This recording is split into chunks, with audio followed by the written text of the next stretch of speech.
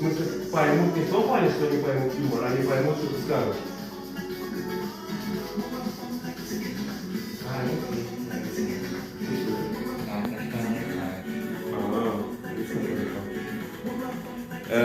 Dişi kəlbətinsiz demək olar ki 5 dəqiqəyə çıxardırıq. Düşürək.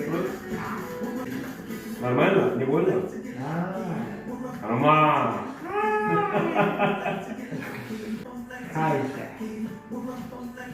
Aleti değiştiririk. Biraz yenisini koyuyoruz. Olá, amigo, como estás? Direkt. Yaxşı, kəlbətini də götürək. Biraz çox vaxt aparacaq bunu kəlbətini çıxartmaq. Artıq demək olar ki çıxıb vaxtlayır. Amma kəlbətinsiz onu çıxartmaq biraz çox vaxt aparacaq. Ona görə də.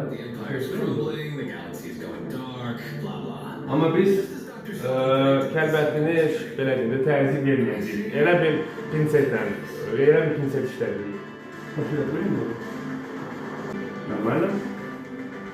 Super.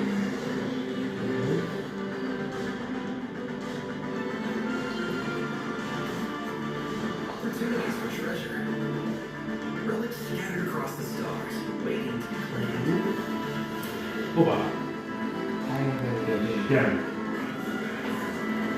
Bomba. And opportunities for legacy. Nossa, meu Deus do céu. Bu dişimiz. All the best. Kökləri gördüyünüz kimi biraz əyriliyi var. Bütün ağıl dişlərdəki kimi. Literally 5 dəqiqəyə çıxartdıq. Yəni heç bir ağrı, heç bir problem olmadan. Bir də только честно скажу. Да ладно. Я не чувствовал боль. Вообще не чувствую. Нет, даже когда укол делал. А я так старался, чтобы он почувствовал. И все мне поверил.